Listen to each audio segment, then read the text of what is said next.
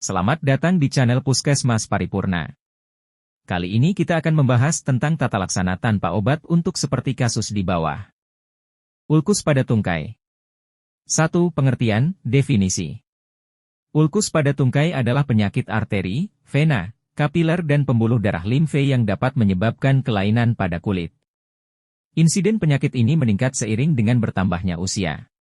Trauma, higiene yang buruk, gizi buruk, dan pada pembuluh darah dan kerusakan saraf perifer dianggap sebagai penyebab yang paling sering. Kerusakan saraf perifer biasanya terjadi pada penderita diabetes mellitus dan penderita kusta. Hipertensi juga dikaitkan sebagai salah satu penyebab rusaknya pembuluh darah. Pembagian ulkus kluris dibagi ke dalam 4 golongan yaitu, ulkus tropicum, ulkus varikosus, ulkus arterial dan ulkus neurotrofik. 2. Anamnesis. Keluhan. Pasien datang dengan luka pada tungkai bawah. Luka bisa disertai dengan nyeri atau tanpa nyeri. Terdapat penyakit penyerta lainnya yang mendukung kerusakan pembuluh darah dan jaringan saraf perifer. Anamnesa.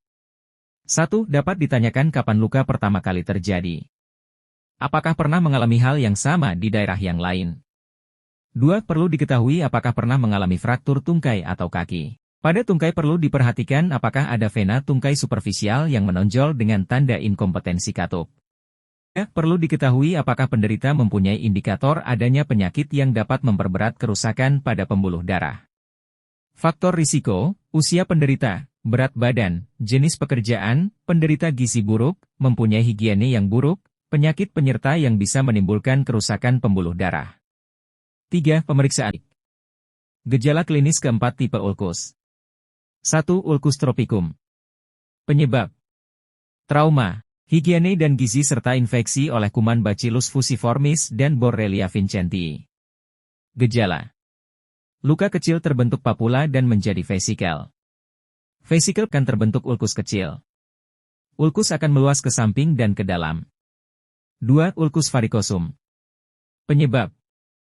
Kelainan pembuluh seperti trombosis atau kelainan katup vena yang berasal dari luar pembuluh darah seperti bendungan daerah proksimal karena tumor di abdomen, kehamilan atau pekerjaan yang dilakukan di. Gejala. Ada edema, bengkak pada kaki yang meningkat saat berdiri. Kaki terasa gatal, pegal, rasa terbakar tidak nyeri dan berdenyut. Ulkus yang terjadi akan mempunyai tepi yang tidak teratur. Dasar ulkus terdapat jaringan granulasi, eksudat. Kulit sekitar akan merah kecoklatan. Terdapat indurasi, mengkilat, dan fibrotik pada kulit sekitar luka. 3. Ulkus arteriosum. Penyebab. Ulkus ini paling sering terdapat pada posterior, medial atau anterior. Dapat terjadi pada tonjolan tulang. Bersifat eritematosa, nyeri, bagian tengah berwarna kebiruan yang akan menjadi bula hemoragik. Ulkus yang dalam, berbentuk plon, punched out, tepi ulkus kotor. Rasa nyeri akan bertambah jika tungkai diangkat atau dalam keadaan dingin. Denyut nadi pada dorsum pedis akan melemah atau sama sekali tidak ada. Gejala. Ulkus paling sering terdapat pada posterior, medial atau anterior. Dapat terjadi pada tonjolan tulang. Bersifat eritematosa, nyeri, bagian tengah berwarna kebiruan yang akan menjadi bula hemoragik. Ulkus yang dalam, berbentuk plon, punched out, tepi ulkus kotor.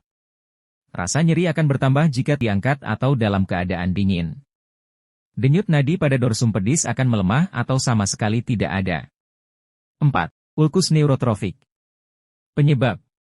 Terjadi karena tekanan atau trauma pada kulit yang anestetik. Gejala. Pada tempat yang paling kuat menerima tekanan yaitu di tumit tatarsal. Bersifat tunggal atau multiple. Ulkus bulat, tidak nyeri dan berisi jaringan nekrotik. Dapat mencapai subkutis dan membentuk sinus. Bisa mencapai tulang dan menimbulkan infeksi sekunder. 4. Pemeriksaan penunjang. 1. Pemeriksaan darah lengkap. Urinalisa. 3. Pemeriksaan kadar gula dan kolesterol. 4. Biakan kuman. 5. Kriteria diagnosis.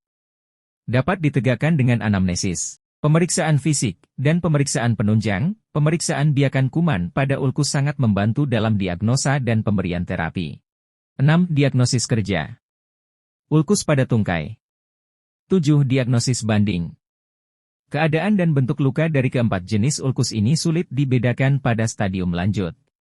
Pada ulkus tropicum yang kronis dapat menyerupai ulkus varicosum atau ulkus arteriosum. 8. Penata laksanaan. 1. Non-medikamentosa.